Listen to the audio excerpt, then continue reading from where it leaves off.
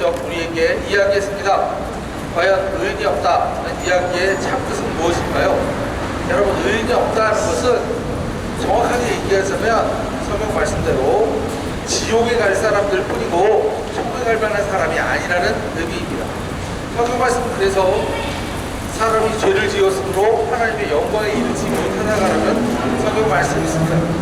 즉 사람이 죄인이라는 것은 죄를 지어서 하나님의 영광에 이르지 못하는 상태를 이야기합니다.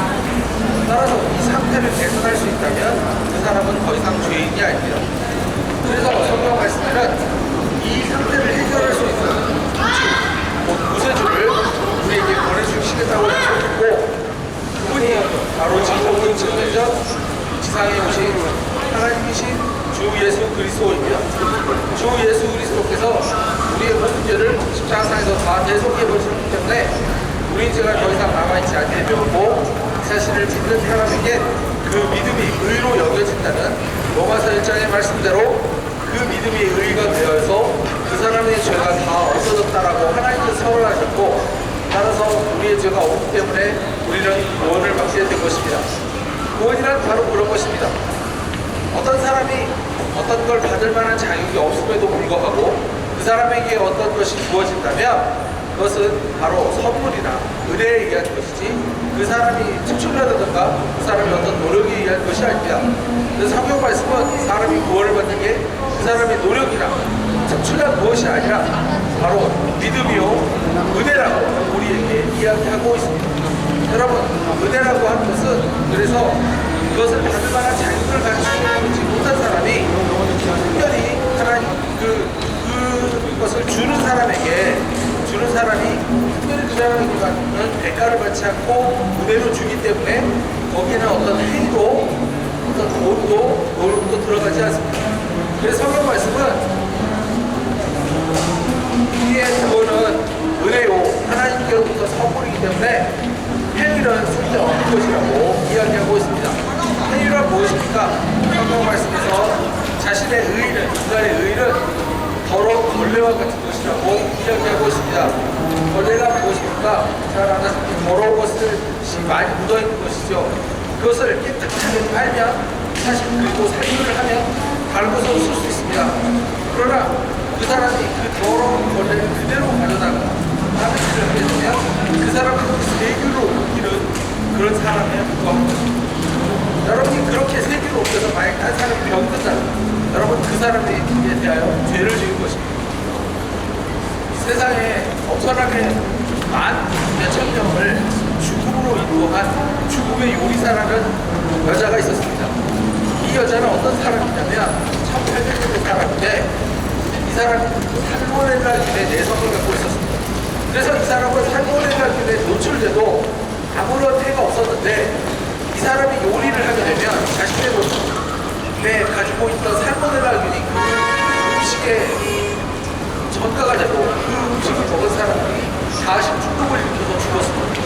그래서 몇만 명이나 되는 사람들이 이 사람 때문에 죽었는데 그래서 이 사람을 불러 죽음의 요리사라고 불렀습니다. 사람의 죄가 그렇습니다. 사람이 어떤 죄를 지으면 그 사람 혼자 죄를 짓고 지옥에 가는 게 끝나는 게 아니라 그 사람은 그 죄를 전가하기 위해 같이 죄를 지을 사람을 모집합니다. 결국은 마치 바이러스가 퍼져나가는 것처럼 죄가 퍼져나가고 결국 많은 사람이 죽음에 이르는 것입니다. 성경 말씀에는 그래서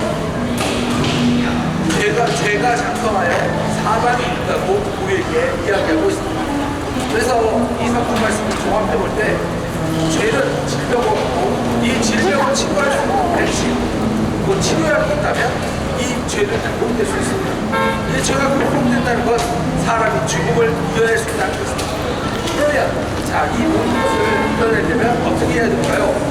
성경 말씀에는 예수 그리스도의 부활을 강조합니다.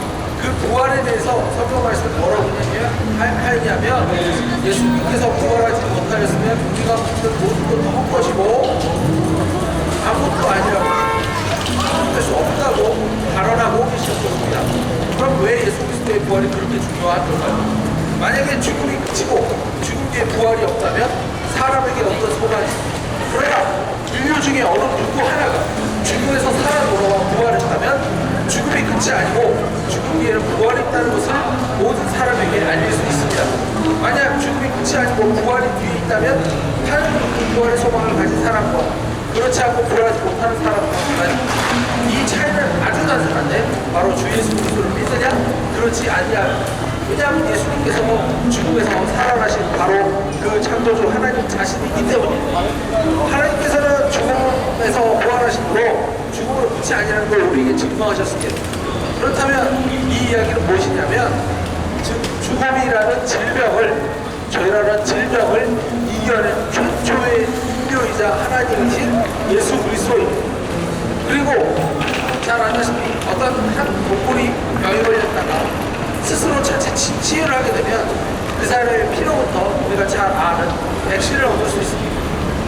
따라서 그 질병을 이겨낸 동물의 피는 곧 백신이 돼서 유사한 질병을 앓거나 알 예정인 동물을 보호할 수 있는 백신이 됩니다. 김치 큰일 났어. 마찬가지로 죽음에서 주 예수 그리스도께서 부활하셨기 때문에 그의 보혈은 우리를 죽음에서 구원할 수 있는 백신이 되는 것입니다.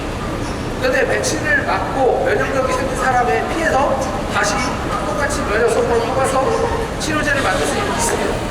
마찬가지로 이 복음으로 거듭나서 구원을 받은 사람은 다시 그 사람이 그 복음을 가지고 다른 사람을 구원할 수 있습니다. 그래서 주 예수 그리스도의 보혈은 그렇게 중요하고 신적인 것입니다. 복잡하게 설명했는데 간단하게 이야기를 정리하겠습니다. 주 예수 그리스도께서 우리의 모든 죄를 십자가상에서 다 없애버리셨기 때문에 그 사실을 이 순간 듣고 믿으면 지옥에 가지 않고 하나님 나라고 천국에 가야 됩니다.